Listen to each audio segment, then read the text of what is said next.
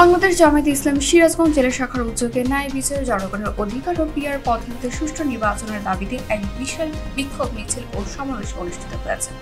সমাবেশে প্রধান অতিথি হিসেবে উপস্থিত ছিলেন বাংলাদেশ জামায়াতে ইসলামী সিরাজগঞ্জ জেলা শাখার সেক্রেটারি এবং সিরাজগঞ্জ 2 আসনের জামায়াতে ইসলামী মনোনীত এমপি প্রার্থী অধ্যাপক জাহিদুল ইসলাম।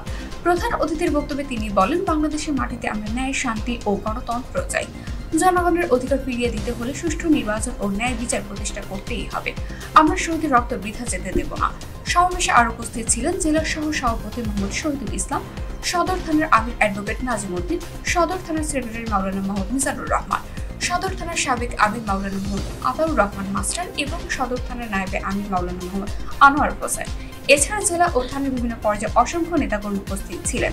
বক্তারা বলেন, দেশের গণতন্ত্র, ন্যায়ের শাসন ও আইনের মর্যাদা প্রতিষ্ঠার লক্ষ্যে সকল গণহত্যার বিচার নিশ্চিত করতে হবে এবং জনগণের অংশগ্রহণে পিআর পদ্ধতিতে নির্বাচন দিতে হবে।